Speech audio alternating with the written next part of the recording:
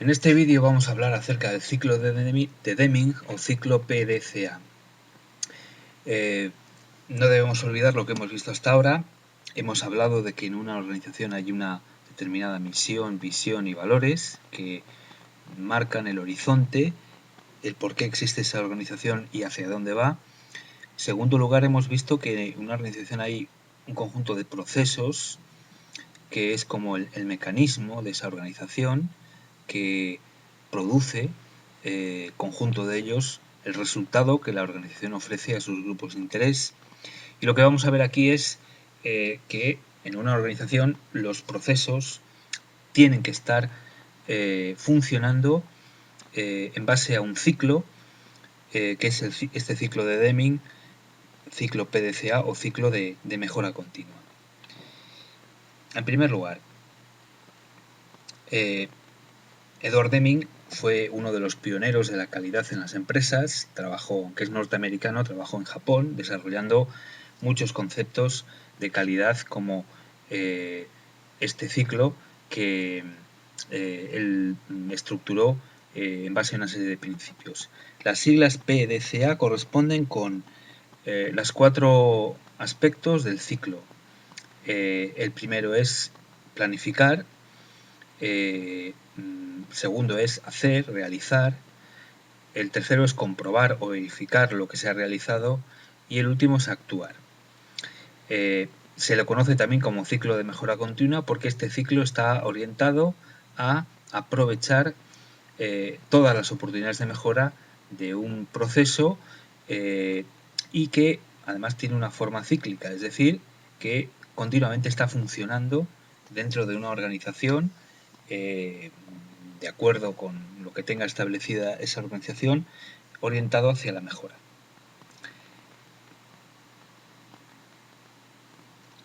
Bueno, aquí tenemos el ciclo.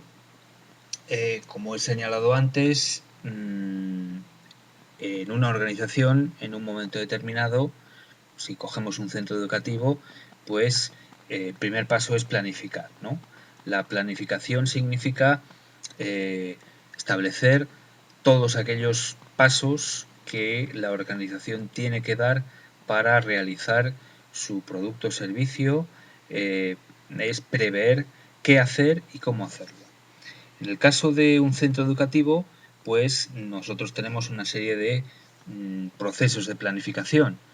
El tema de la planificación será objeto de otro módulo de este curso. Simplemente ahora pongo algunos ejemplos de planes que nosotros tenemos y con los que funcionamos. Por ejemplo, el plan estratégico, que es un plan a medio plazo, a 5 años, y que es un plan además común a todos los centros de la provincia. Cada centro tiene su proyecto educativo de centro que marca cómo es ese centro, cómo quiere ser, sus órganos, su funcionamiento, organigrama, principios pedagógicos, etc. Y luego tenemos planificaciones que son anuales, por ejemplo la programación general anual, que establece las actividades, organización de un centro durante un curso, y luego tenemos las programaciones didácticas de cada una de las asignaturas, matemáticas, lengua, etc. También tenemos planes de centro, plan de acción tutorial, convivencia, plan TIC, etc. Bueno, estos solamente son algunos ejemplos que evidencian lo que es en nuestros centros el primer elemento del ciclo de Deming, la planificación. El segundo es hacer, do en inglés, hacer, realizar, que es cuando uno pone en acto, cuando uno lleva a cabo lo planificado. Es decir, el funcionamiento de los procesos de enseñanza, tutoría, atención a familias, animación, extraescolares, etcétera, todos los procesos, funcionamiento de los procesos como resultado de la planificación que se ha llevado a cabo. Tercer momento, check en inglés, verificar o comprobar, que es momento en el que tratamos de constatar, de conocer cuáles son los resultados alcanzados y cómo ha sido el funcionamiento de los procesos. Digamos que esto tiene dos perspectivas. Una, comprobar que se ha llevado a cabo la planificación, que se han cumplido se ha cumplido la planificación en aquello que estaba previsto, y la segunda, comprobar el resultado que se ha obtenido, puesto que al final toda planificación lo que busca es obtener unos determinados resultados. Por ejemplo, nosotros hacemos evaluación de los alumnos, lo que da origen a los resultados académicos, notas que ellos obtienen. También hacemos la evaluación de los equipos del centro, cómo han funcionado, qué han hecho, qué iniciativas han llevado a cabo, cómo han resultado. Hacemos medición de los niveles de satisfacción de los alumnos y familias y profesores a través de encuestas. Es decir, tratamos de comprobar cómo perciben el funcionamiento del centro, cómo de satisfechos están con lo que en el centro sucede. También hacemos medición de procesos a través de indicadores. Por ejemplo, pues conocemos los niveles de ocupación del centro, indicadores económicos, pues ingresos, gastos, etcétera, nivel de implantación de TIC, etcétera. Es decir, tratamos de analizar cuál es la situación de los procesos del centro y sus resultados. Y también tenemos mediciones externas, es decir, entidades ajenas al centro que hacen también una medición de lo que nosotros hacemos. Por ejemplo, cuando se realiza una auditoría económica, por ejemplo, la administración puede pedir al centro la documentación necesaria para ver cómo es la gestión económica, o cuando se hace una auditoría de calidad, o las pruebas de diagnóstico que tratan de ver cuál es la formación de los alumnos. Todo este conjunto de actividades son los que conforman lo que se llama el elemento de verificación o de comprobación, que tiene como objetivo último obtener datos, la mayor cantidad de datos y lo más significativos posible sobre lo que se ha hecho. Por último, actuar es la reacción del centro a la medición. Es decir, una vez que uno mide y evalúa, es decir, se hace un análisis de los datos obtenidos, llega el momento de tomar determinaciones en base a eso. Sería absurdo medir si luego no se hace nada. Esto es lo que a veces criticamos a nuestros propios alumnos, ¿no? Ante los resultados de una evaluación, les pedimos a los alumnos que reaccionen. Si un alumno ha suspendido una asignatura, lo que le pedimos es que cambie en su forma de trabajar, que estudie más, que tenga otra actitud, etc. Nosotros como organización pues tenemos que plantearnos lo mismo.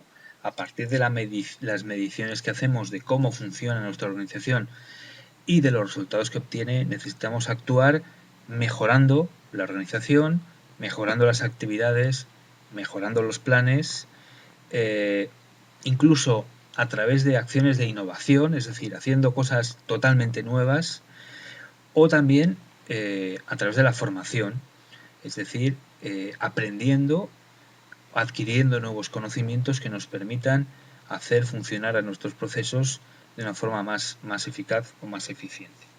Bueno, esto sería una ejemplificación, digamos, de qué significa el ciclo de Deming en un centro educativo.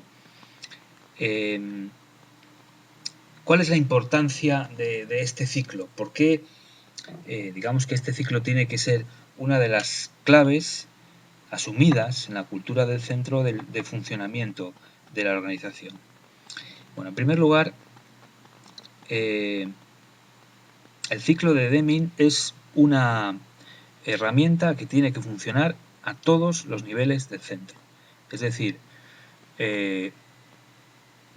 cualquier equipo del centro o cualquier nivel organizativo del centro, desde el equipo directivo hasta ciclo de tercero de primaria o el seminario de matemáticas, todos tienen que tener asumido que el proceso de gestión de ese equipo y su forma de funcionamiento tiene que atenerse a este ciclo. Es decir, deben planificar, llevar a cabo lo planificado, comprobar y en función de las mediciones actuar.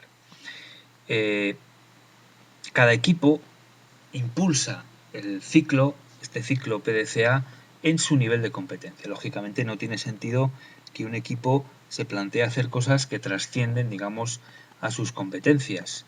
Al nivel de su competencia, de lo que tiene asignado, tiene que planificar, realizar, evaluar y mejorar. En segundo lugar, el ciclo de Deming es un ciclo que está presente en todo momento en la organización, aunque digamos que depende del nivel en el que estemos, hay una serie de ciclos que se van interrelacionando. En los centros educativos hay un ciclo anual o ciclo de curso, es decir, planificamos cosas para un curso y las revisamos en la memoria para volver a planificar para el siguiente curso. Pero también hay un ciclo trimestral o por evaluación. Hay cosas o hay aspectos de la organización que se planifican para un trimestre, se realizan, se comprueban y se revisan. Incluso puede haber un ciclo por unidad didáctica, por actividad o semanal. Es decir, actividades puntuales tienen una incidencia en un momento determinado, por ejemplo, una campaña solidaria, pues digamos que el ciclo se aplica en ese periodo de tiempo. Cuando se planifica, se lleva a cabo, se evalúa y se ajusta, que a lo mejor estamos hablando pues de 2 o 3 semanas.